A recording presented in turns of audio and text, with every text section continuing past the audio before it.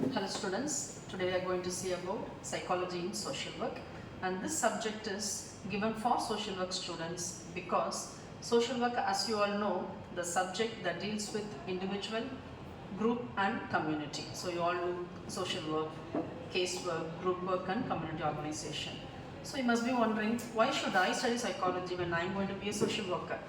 So when you deal with individuals, when you deal with a group of people, when you deal with a community, they are different. Individuals, when they are alone, they display different characteristics, and when they are a group, they display a different kind of group characteristics, and when they become a community, they are totally different.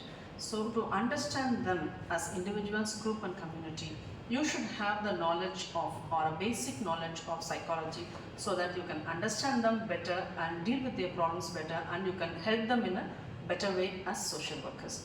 So today first we will see what is psychology, the basic concepts and its definition. So I am presenting this PPT for you to have a more understanding. So the first slide shows the meaning of psychology and the concepts and definitions.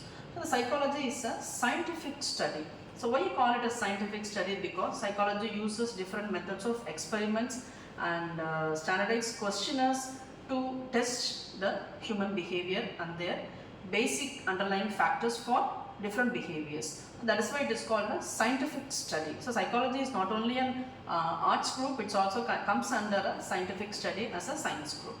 So psychology is a scientific study of human mind and behavior. Because to understand the behavior, you should know the mind of a person. So you understand the mind of a person, you can analyze the behavior. Sometimes people will have something in their mind, but they totally display a different character, opposite character. I might be angry, but I will show that I am happy. I might be angry and I will show that I am a happy person. Inside I will be very happy, but I will show as a calm and composed person. So the mind behavior are always linked, but still to understand the behavior, you should know the underlying characteristics of a human mind. That is why psychology is called the scientific study of mind and behavior. Some of us think only psychology is understanding a person's mind. By looking at a person, I will analyze what is a mind. No, psychologists cannot do that. We can understand the person's behavior by applying some scientific method. So in different social settings or in different conditions, people behave in a different way. So to study the different settings and the different characteristics, psychology knowledge helps us. And as William Wundt, he is called the father of psychology. So he found a first laboratory to study the human mind by introducing a method called introspection. So he asked individuals to understand their own mind and analyze their own deep thoughts and bring out in a laboratory setup. That method is called introspection. That is actually the first in the history of psychology to set up a laboratory, and that paved way for future psychologists to do experiments. So the definition of psychology again by Woodworth. Again he also says that it's a science of activities of an individual. See, again the word scientific was used in the concept, and in the definition you can see the word science. So science of activities of individual in relation to environment. See, this word you have to be very, very careful. In relation to environment. So individuals, we are not living alone in society. We are a part of the society, part of this system. At home, I can be a different person. But when I come to college, I am a different person because I play the role of a teacher, a professor. So I do have to exhibit some kind of a decorum. So my behavior is determined by the environment to which I belong. So that is what psychology is studying. So when you become a social worker, maybe you become a counselor or a project coordinator, so you will have to deal with people of different background. So to understand the person's behavior, you should understand the environment in which they belong to, or the background from where they come from. That will make you to understand the person better. So psychology again helps you in that scenario. So psychology has different fields. Different fields of psychology has a different effect on our education. So first is general psychology. General psychology, as the word says, general. In general, psychology studies about certain aspects of our life. Our life starts with our time of conception, and how we are born, and how we develop the forms, senses, and how we perceive things. So all that. So general psychology focus mainly on the sensation, perception, your learning, memory, emotions, your motivation, and social attitudes, your attitudes, how the attitudes are formed, and all these aspects are covered under general psychology. Sensation is a thing how you receive information through your sense organs from your stimuli, from the stimulus, from the environment, and how we perceive different things, because we don't believe what we see. So we sometimes, I'll tell you an example. When you are standing in a railway station, so you can see the train coming from the faraway place. So, but still you are standing in the platform here. The train appears to be small, but we don't believe it is small. You know the train is big, but my eyes give the information to the brain that the train is small. That is sensation. But your understanding is the train is looking small because it is coming from a faraway place. As it comes close, I understand that it is big. So this is the difference between sensation and perception. So how you form memory. Our brain has a different places in our body, in our brain, where different information is stored. For example, memory, it is hippocampus. For learning, it is amygdala. So you have different places in your brain for different characteristics. So how you form memory, and how you use that memory for learning, and how that learning affects your behavior, and how we are motivated to do certain things. So all this comes under general psychology. Next is abnormal psychology. As the word says, it is abnormal psychology. That is studying abnormal behavior of an individual. People show abnormal behaviors or abnormal characteristics under different circumstances. Maybe it is their part of their character, or they grow up in a situation where such abnormal behaviors are induced or inculcated into their mind, or is there something physically wrong with them, because our brain determines certain characteristics by the neurotransmitters in our body. So if you want to understand the abnormal behavior of a person, you should know their physical and psychological characteristics. So when you focus on abnormal psychology, it is easy for you to understand the abnormal behavior. For example, you are working in a prison setup. You are working with the people with different criminal backgrounds. So when you study as the person, when you understand them as an individual and accept them as an individual, because there is some reason for their abnormal behavior. So the abnormal psychology helps you to understand that different disorders. The next one is, in the next slide you are going to see about community psychology. So social workers, we need this community psychology knowledge very, very much, because as a person, as a social worker, more than individuals, we are going to focus on the community also. So to understand the community behavior, the community, their culture, their social values, everything you should understand as social workers. So you should understand the community psychology. So this psychology, this part of psychology includes social psychology, sociology, political science, public health, cross-cultural psychology. So all these aspects are covered in psychology, in community psychology, because when we are studying about community, you cannot ignore the cultural values, you cannot just ignore the environmental factors that is affecting that community. So as a community as a whole, you should understand them. So not focusing on only one person. So it's important to understand the single person. At the same time, it is also important to understand the community based on their environment, their culture, their language, their ethnic, the race, everything. So community psychology helps you to understand the community better.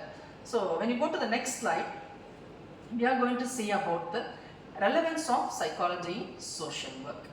How is relevance of psychology in social work? So there are many points in psychology that you can apply in the social work scenario.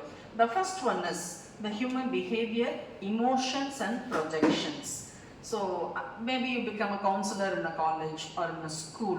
So you have to understand the students. It is very important to understand the people or the students or anyone, their reason for some behaviors or the emotional underlying factors for the behavior. So for this, definitely you should need the knowledge of psychology. When you are very, very good in understanding people, it is easy to deal with the problems. Of course, solving is a different story, but deal with the people So you need psychology. Next is cognition, learning, as I told you, in general psychology. See, you are going to study about general psychology. Cognition, learning, memory are the core subjects of knowledge. So this knowledge helps you to understand the socialization process. So in the previous semester you have studied about socialization process. What is that? We are born into a society. The first agent of a socialization process is your family. Then it is the teachers, friends and the society. So to understand a person, you should understand their socialization process. What kind of family he is born into, but what kind of parents he has, what is his economical situation, okay. Then which type of school he studied and what are his teachers and his friends. The friends play a major part, that's a peer group. They play a major part in shaping the characteristics of a person. So when you want to understand the person, so you should know the socialization process, which again comprises of cognition, learning, memory and all that. Next is the psychology studies the interaction pattern between hereditary and environment. So this you have study in prenatal development. How hereditary and environment, nature versus the nurture. How a person possesses some characteristics by birth and how the environment shapes him. So even if the person is born into a very good family and very good financial background, they may not be having a chance to exhibit their talents or their wishes. I'll tell you an example of Sachin Tendulkar. Sachin Tendulkar was born into a normal middle class family in Mumbai, but still his talent for cricket and his talent and his techniques for cricket, his thirst for cricket was identified by his coach. So his coach and his brother helped him to enhance his talent for cricket, and also he was promoted into, he was inculcated into the team of Ranji Trophy. Then he came to the Indian team at the age of 16. Imagine, nobody identified his talent, but he still has the talent. That is this hereditary, that is he has that in himself. But still the environment should facilitate to bring out this talent. If there is no Achrekar, his coach, none of us will be knowing about Sachin Tendulkar. So for a person to become a fully potential person, his hereditary and environment should have the same contribution. They should be linked. You should understand that. So in the next slide again you are going to see some of the relevances in psychology. So when you practice social work, psychology helps you to understand and analyze the human behavior. So maybe in different settings, in a school or in a prison setup or in a village. When you go to a village, you have to understand the people and how they are connecting themselves with the society and the reasons for problems in the rural community, maybe child marriage or school dropouts. So when you have to study different kinds of problems in the rural society. So in that way, psychology helps you to analyze the individual human behavior, and also not only behavior, if there is a malfunctioning or if there is a personality problems or disorders, psychology helps you to do a behavior modification also. So to continue with the next slide, we are going to see about more relevances like adjustment problems. There are problems related to adjustments. This we will see more in schools and colleges. But as kids, they have problems in adjusting with their friends, with the teachers, and even after they are become adult, they have problems in adjusting with the new family environment, even after marriage. So adjustment problem is very common to human beings, and adjustment is a major part of our life. So when there is a maladjustment, it definitely disrupts our normal routine and normal system of functioning. So social workers can help individuals to deal with these maladjustments, which again psychology is needed. And this group work, again, see, one of the method of social work is group work, as you all know. See, group work derives many social psychological elements from psychology to be used in practice for social group work. So you all might be knowing that when you are bringing members for a group work, you will have to know about them as an individual. Then after forming the group and after performing the group activities, how they have changed, what does group work have an effect on the people. So you need to understand them individually. And next is social psychology, as I told you, helps you to study about a group behavior, group morale. Morale is the unity of the group, how they all come together for some kind of a goal, a common goal and some kind of a betterment. So such things, and the leadership qualities to select a leader. So what are the leadership quality that is necessary? So the individual who exhibit the best behavior will become the leader of the group. So and for also community organization, how you understand the behavior of the crowd. As I told you, individuals when they are single, when they are alone, they are different. When they become a part of the group, they become different, and they become a part of the community, they are different. So to understand an individual as a person, it's different, and as a group is different, and community is different. So psychology helps you to do that. So psychology helps you to consider and provide a better social work practice in individual, group and community. Next slide. So psychology also helps you in diagnosing and treatment planning for problems related to children in schooling. For example, ADHD, attention deficit hyperactivity disorder, so or autism. When you go to a school, when you find a child with hyperactivity, so that child need a treatment. And when you know the child is having problems in working out maths, dyscalculia is again a disorder. So when you identify such cases, you definitely know this needs a treatment. So when you have a knowledge of psychology in studying about different disorders, then it is easily for you to identify such cases and promptly you can refer them. As you know, referral service is an important part of social practice. So you can refer them to a correct diagnosis and treatment. Maybe they can help them to get a early treatment for their disorders. The next is understanding the diagnosing and modifying group behavior. First we saw about individual, now we are seeing about the individual or group behavior. For all this, and ego analysis and strengthening. So ego analysis and strengthening, it is done through identifying your own positives and negatives, or maybe like we call it a SWOT analysis. So all this helps you to study the individuals better. So next we are going to see about human development. So first, not only to study psychology as a subject, you should know how an individual is brought into the society, how the human beings are developed. Human development helps you to understand how the human beings are different, how they have different characteristics. So for this, you should start from the basics of human development, which comprises conception, then the childbirth, then how the child is brought into the society, and we have some theories to explain that. Then adulthood, the stages, different stages of human development, and how psychologists study individual in different stages. For example, infancy, babyhood, childhood, adulthood, adolescence, adulthood, and early adulthood. Again is divided into three: early adulthood, middle adulthood, and later adulthood. So psychology divides human beings into different lifespans, and in each lifespan we have different developmental tasks and different characteristics and different hazards and different kinds of adjustments. So when you study all that, and in future as a social worker, when you are talking with an individual, when you are talking with people, you can understand the different stages they have crossed through in their life. Because for all of us, life is not the same. For one person it is happy, for another person it is very difficult. So in psychology, you study human beings in different stages as a human development. It is easy for you to understand them in future when you become a social worker.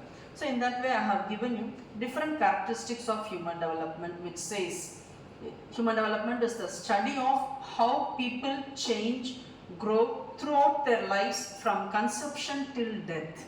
Conception is the moment the child is formed inside the mother's womb.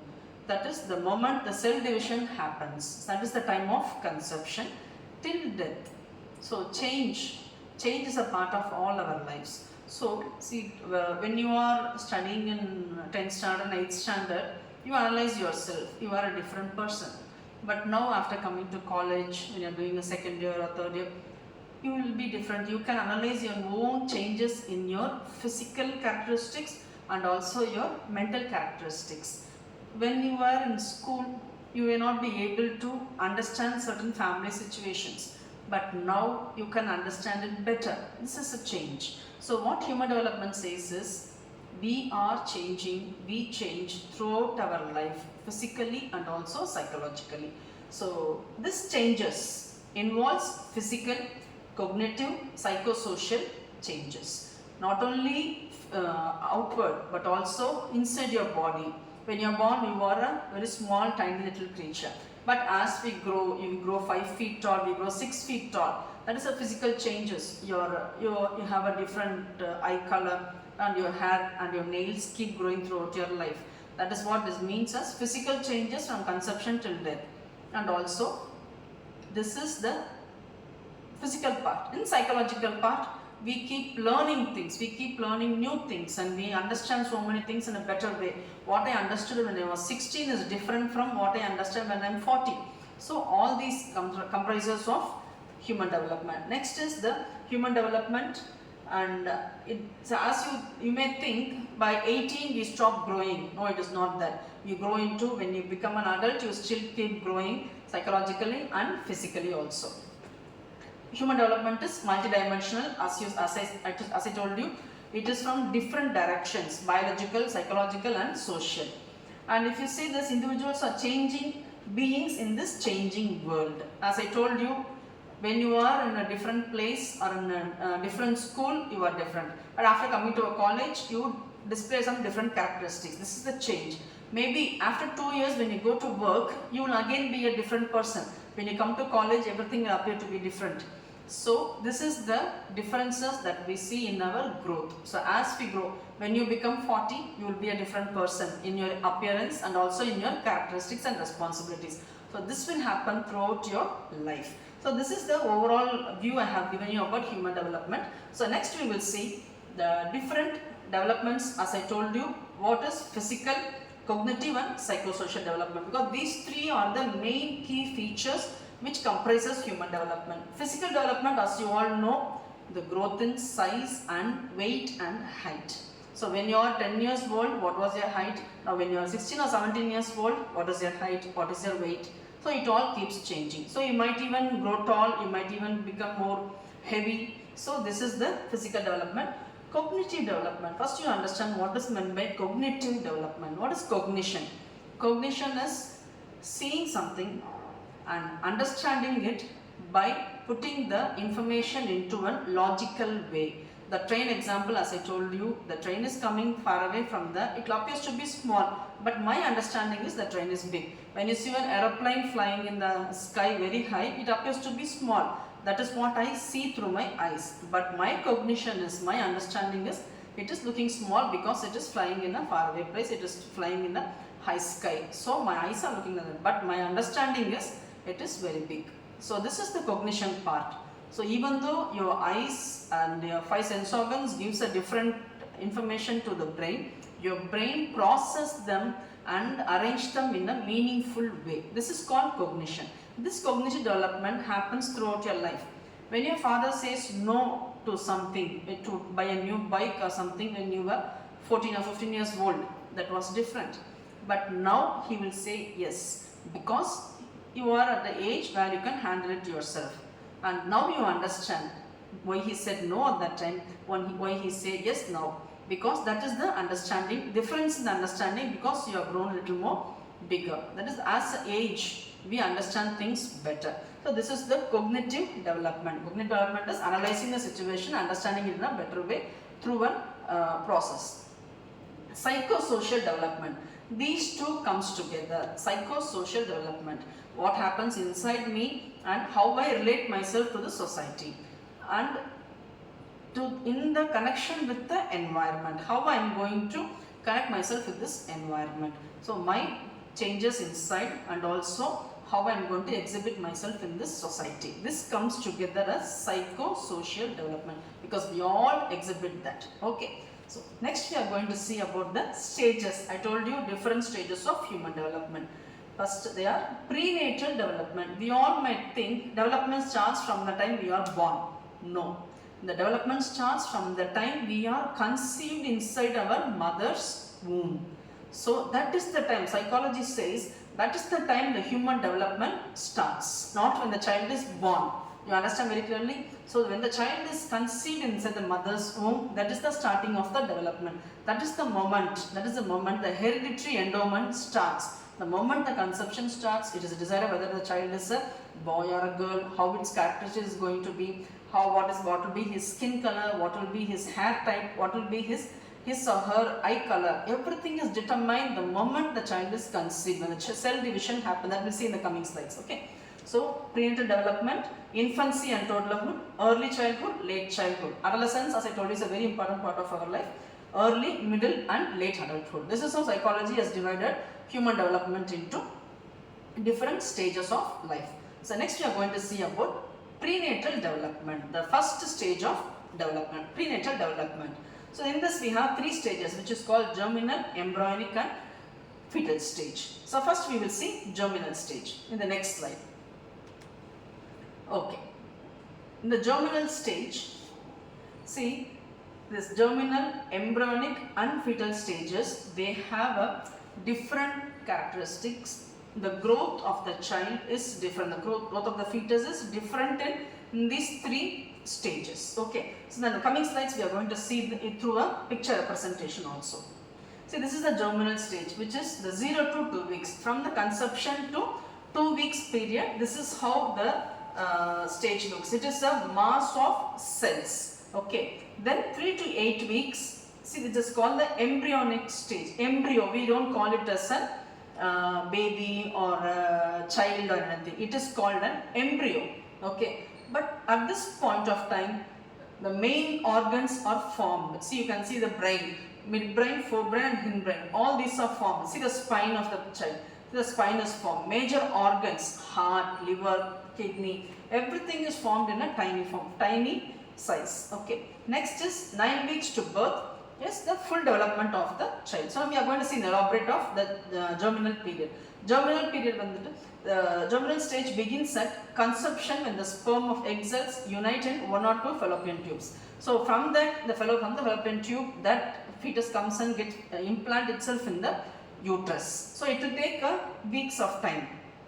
But the important events at this point of time is the formation of zygote, rapid cell division. So in the previous slide we saw the first 3 weeks, a mass of cells, that's it, and formation of blastocyst. The journey from the fallopian tube to the uterus, it has to travel from the fallopian tube to the uterus, and implantation, it has to attach itself with the uterus. So this is how the first germinal period will happen. So next is the embryonic period, 3 to 8 weeks. So in this, if you see the important events, the neural tube development of basic body structures. I told you the size of the head, and you can see the spine, and you can see the limbs, that is the hands and legs, in a smaller way. So it's not fully formed, and the neurons will form. So in this stage, these are the important events, and from now on it is called as embryo. Okay, so next stage we are going to see is the embryonic stages, how the important structures, as I told you, the important structures are formed. In the 4th week, head begins to form. See, the eyes, nose and ears on the mouth will be formed, the blood vessels. And during the 5th week, arms and legs will start appear. But you can see only it as a tiny creature, but still everything will start forming inside. 8th week, you see the embryo has all the basic organs except those sex organs. The embryo weighs from 1 gram to about 1 inch long. In the 8th week, it has all the basic organs. Okay. So the next slide we are going to see about embryonic stages and other basic form structures. I have given it in a different colors for you to differentiate each development. Okay. In the next slide, we will see the picture representation. See, it is easy for you to understand. The week 4, heart begins to beat. These are the functions of this embryonic stage. Week 4, the heart begins to beat. Okay, then arms appear, liver, pancreas and gallbladder, everything will appear. Week 5, eyes, legs, and then facial features will start to develop. You can see the eyes, nose and the mouth. And then week 6, lungs, fingers and toes. 7, hair follicles will start, and elbows and toes will be visible for us to see. And the 8th week, the face look like a human. Okay, so the external ears will start to form. So this is the pictorial representation and the differentiation for you to have a better understanding in this slide. The next is the fetal period. This is from the 9th week till the time of delivery, 40th week. So in this the nervous system will form and basic reflexes emerge. You can feel the child moving the hands and legs inside. Okay, and sexual differentiation occurs. So when they are scanning, you can see the difference of the what is the gender of the child as Indian law defines. We cannot know the gender of the child before the childbirth, but it will all be visible from this thing. It's an important event of fetal period. And you will have an increase in the size.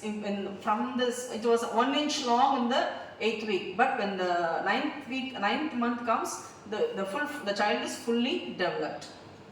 So this is for you to have a different understanding. So I have given different colors. So the next slide we can go to the more developments, and the next, see this pictorial representation of the conception till the birth. See the 9th week, 12, and the 16th week you can see the fingers and the toes development. 20th week the child starts hearing, and the 24th week the lungs begins to develop completely, and 28th week the brain grows rapidly, and 32, 36 and 40 it's a full term development of the child. So this stages is called the prenatal development. That is prenatal, before the child is born. That is called prenatal development, which is the first stage of human development. Okay, so now I am going to give you an explanation about how a child is studied, or how the child is understood, or how this human development happens at a different stages, and how it affects the child's or the human being's development.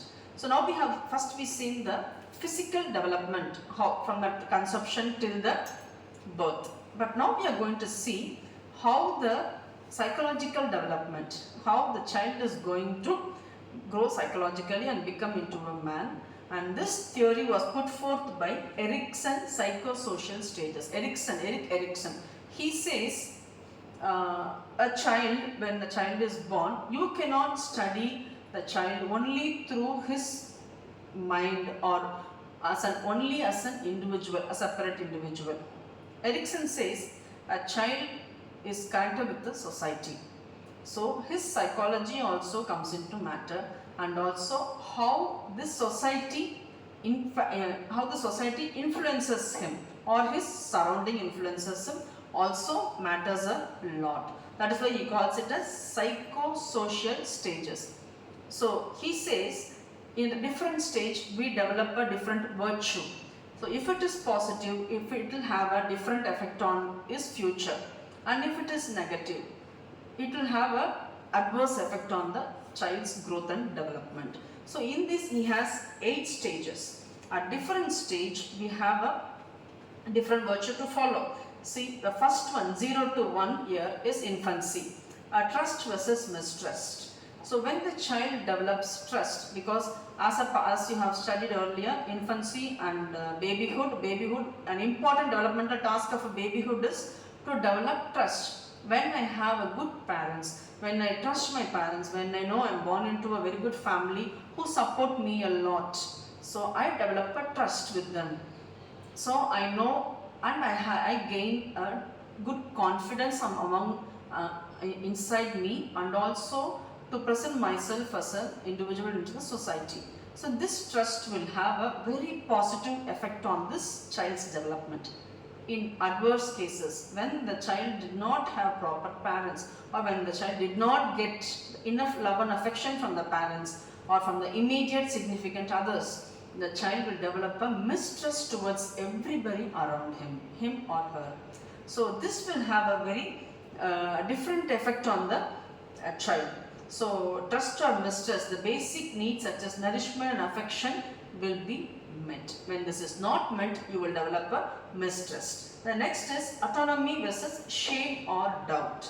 Autonomy is when a child has a good confidence, I will decide everything on my own. So the child will have a very good decision making capacity.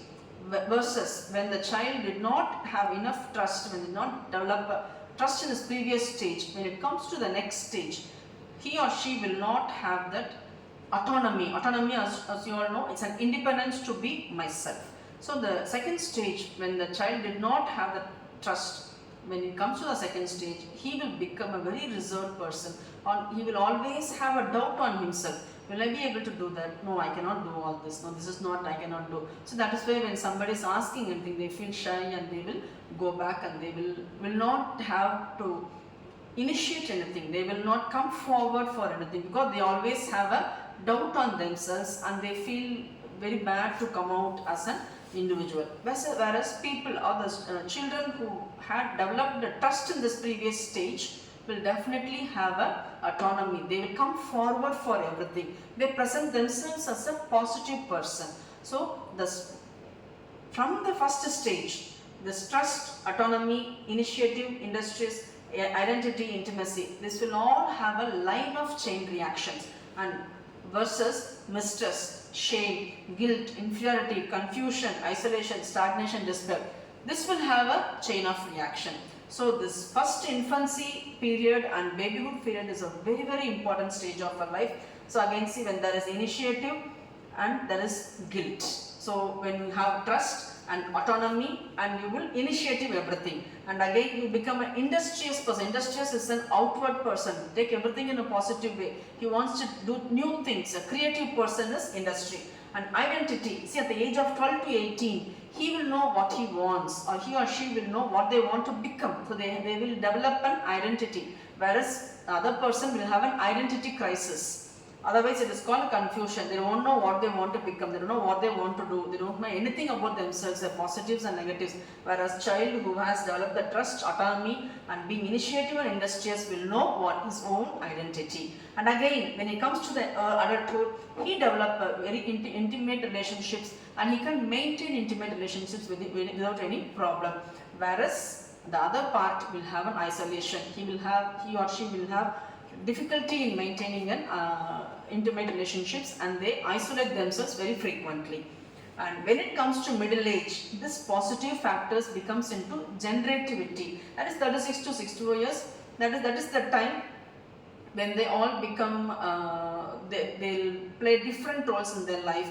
They go to job, they get married, and they get children. Their roles and responsibilities become more and more. So they want, even then they just still want to become generative. They want to start up something new. They want to become an useful citizens to this society. They want to become more social, interactive. Whereas the other part is stagnation. When they come to this middle age, they get stagnant in their lifestyle. Say there is no changes in their everyday routine. They have to be stagnant because from the beginning they did not develop a trust. So this is what Erickson says: when you become old, there will be an integrity on the positive side and there will be a despair on this negative side.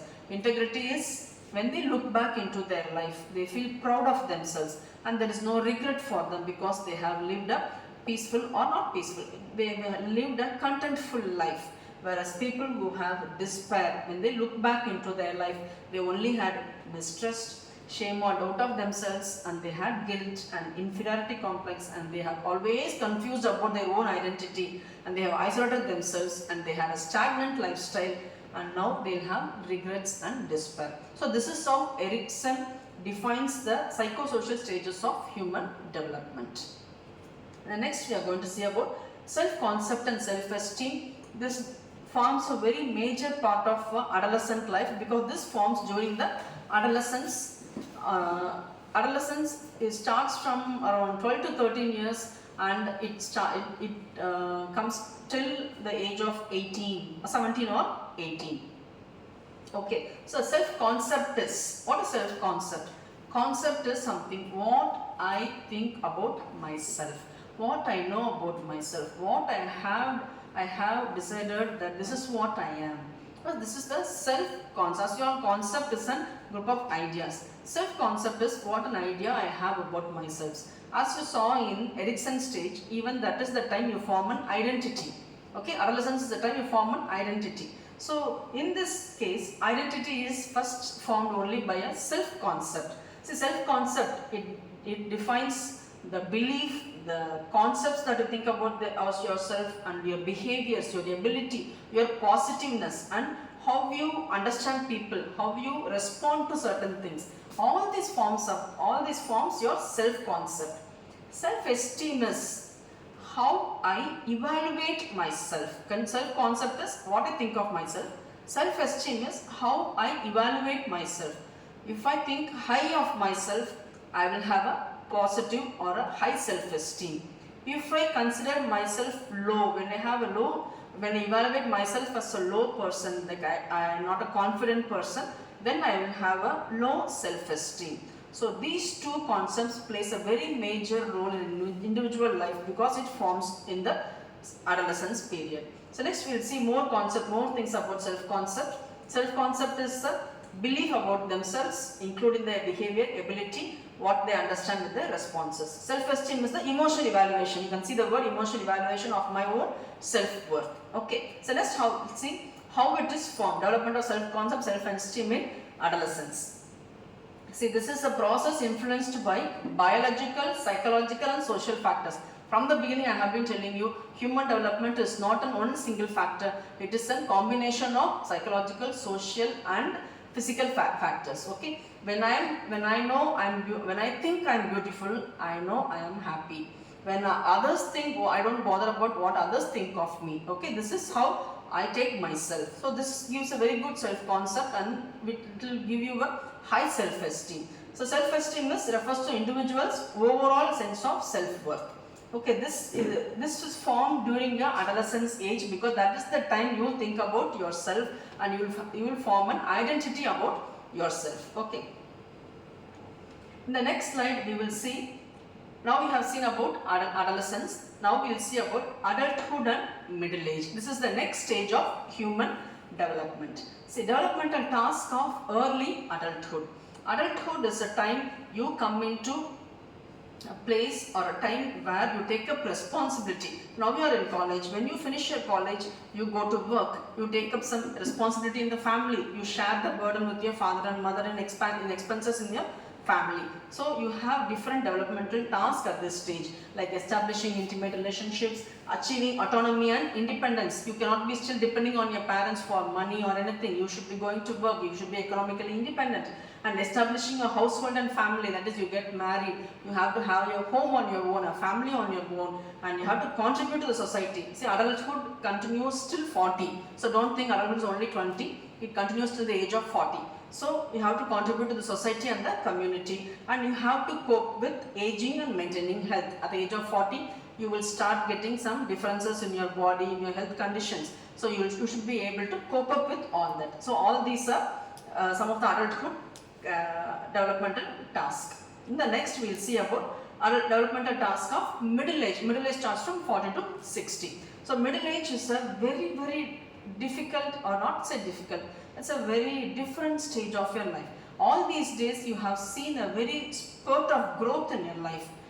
But from 40, after the age of 40, you will start seeing some decline in your physical appearance, maybe getting old, getting aged. So your skin will start get wrinkles and you will start developing grey hair, and women will come into menopause and men will come into a place where they are stagnant. They feel that they are stagnant. They can either go back, not start something new. So it is a very complicated stage of life, this middle age. So first is adjusting. I told you, see, accepting and adjusting. That is the first developmental task. Adjusting and accepting to physiological changes. That is the first task of middle age. Then helping the teenage children to become responsible adult. When you touch the age of 40, your children will be big. You will be thinking that I am still young and I am still happy, I am still a teenager, but still actually it's not. Your children are big. So you have to be a role model to your children, and you have to become an achieving adult, and you have to maintain the satisfaction, and you should have a job security, you should have a job satisfaction. All these comes under the developmental task of middle age. Okay. So next we will see about the next chapter or the coming chapters, learning. So as I told you, psychology, general psychology talks about everything, your developmental psychology, conception, human development and everything. And now we are going to see about learning is another one part of psychology.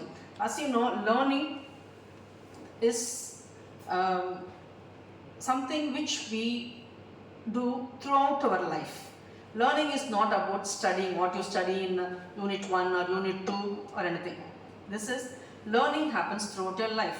I learned to walk when I was small. I learned to run when I was 1.5 or 2 years old.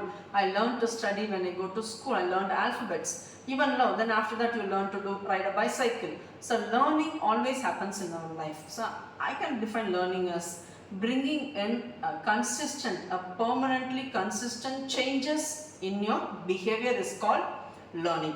Okay, so this learning is a very important process of our life. So learning helps you to become a better individual. In the next slide, you will see different types of learning: verbal learning, concept learning, principles, attitude, classical conditioning, observant learning, and operant conditioning. So in this, motor learning and discrimination learning, these are different types of learning. So all these will help you to understand a person in a better way. So in this way, psychology has a very deep relevance in your social work practice. So I wish you all the best. Thank you.